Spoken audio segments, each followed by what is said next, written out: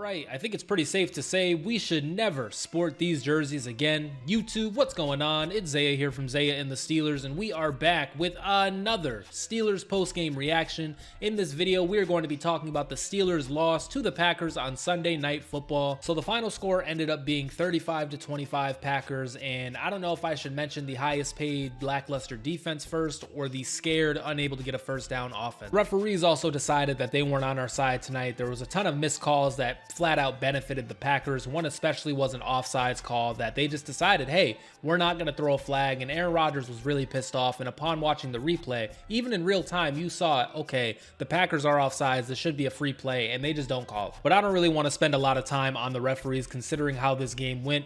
I think I've decided I'm going to start with the defense, because in my last video I talked about how we do the same things over and over and over again on the defensive side of the ball, and teams just make us pay for it. Now in the first half of the game, things were looking a little promising. We were stopping the run, we were holding the Packers to field goals in which they missed, but you could kind of see the rumblings on what was about to happen. With all due respect, we are just a soft defense. We continuously leave receivers wide open. We cannot make open field tackles. When it's 3rd and long, we can't get off the field, and if we do somehow get off the field, it just gets called back because of a penalty. A couple of players I kind of want to highlight, not for good reasons, is Darius Slay and Juan Thornhill. These guys are just out there doing cardio at this point. Darius Slay especially, once again, all due respect, but he is just not vindicative to winning right now. Another player I kind of want to talk about is Patrick Queen, because I feel like his tenure so far has been really teeter-tottery, where he goes from being really good to really bad. Tonight it was just a lot of bad angles. Somebody else too was Cameron Hayward. Cameron Hayward got a penalty on like blocking a kick, which I didn't even know he did that. I didn't know Cameron Hayward like blocks for Boswell,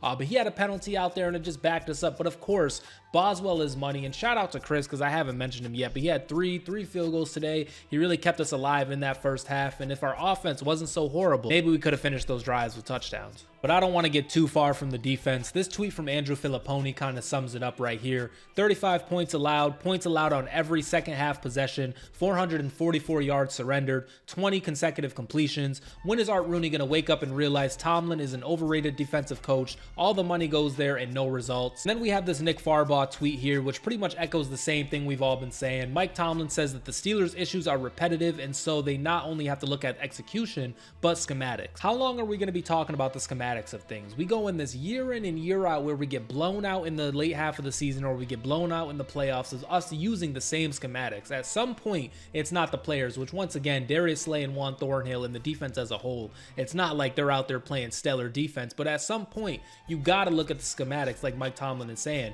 And brother, you're the one who is calling the plays. It's like looking in them. You need to look yourself in the mirror and talk about the schematics, not us. Because if it was up to us, then the defensive responsibility would have been taken away from Mike Tomlin a long time ago. But yeah, just overall, man, this defense is really concerning. However, it's been concerning for a long time, and so really it's not surprising to me. It's just sad that we continuously find ourselves in this position. Now it's time to flip sides of the football and talk about the offense, because boy, was that a tough watch tonight.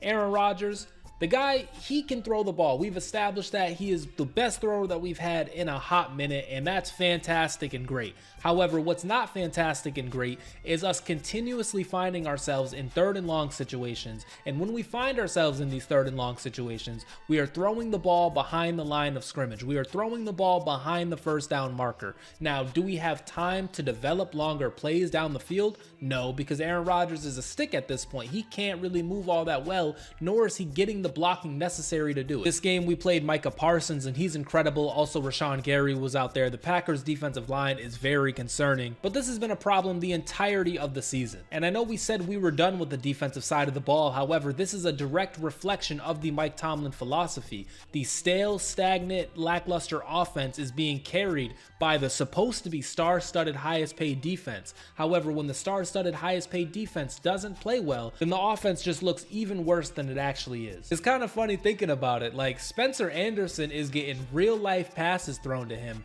and we're sitting here expecting this offense to go out there and do something. It's just weird. I can't help but be jealous of other teams whose offensive units decide to put up 30, 35, 40 points on any given night. I mean, just last week, we were able to go toe-to-toe with the Bengals. Clearly, that's not something we can do on a game-to-game basis, especially when the defense isn't a Bengals-like defense. I mean, the Packers, their defense was out there hooping. I just mentioned them before, but holy smokes does it look different. I talked about reflection, and that is a reflection once again of the Mike Tomlin philosophy. We're going to spend all the money on defense, leave a little bit for the offense, and this is the exact result you get. Now, I know you guys are waiting for the positives of this video, and truthfully, there's not really many. Our guy Roman Wilson was out there hooping. He caught a deep pass from Aaron Rodgers early in the game, and then eventually kind of late in the game, he caught a touchdown, which was kind of weird. The referees tried to cheese it, but at the end of the day, it was a touchdown. So shout out to Roman Wilson. I think he's becoming a more well-rounded player and a vital part of our offense at this point.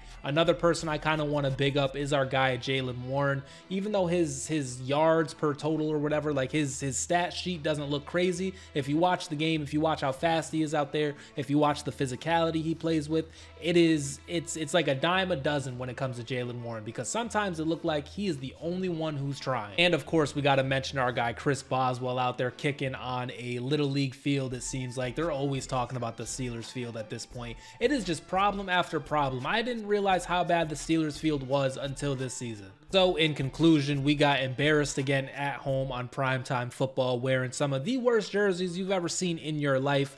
Now, is the season over? I don't want to go that far. Unfortunately, I am addicted to Steelers football, and so I am going to see this through. However, I feel like I've been on here now for 3 straight seasons saying the same exact thing. And just in case the Steelers needed a little bit more of adversity, just in case we needed to sport ourselves as the underdogs once again, FanDuel has the Baltimore Ravens listed as the favorites to win the AFC North, with Tyler Huntley out there starting, although I think Lamar Jackson is going to be back next week. However, if that's not reflective of what the world thinks about the Pittsburgh Steelers, I don't know what's going to wake you guys up. So with all that said, I think that is going to do it for me for this video. This was a very tough watch tonight. However, I hope, you know, we can come back next week against the 7-1, 8-1, 10-1 Daniel Jones led, Jonathan Taylor might be the MVP led Indianapolis Colts. There used to be a time where we would beat the Colts every week. Is this the year that we're going to do that? I'm not sure. So I'm going to get out of here though, guys. I appreciate you all for watching. If you did, definitely be sure to hit that like button, hit that subscribe button, ring the bell for notifications. Anyways, this has been Zaya from Zaya and the Steelers, and I will see you in the next video. Peace out.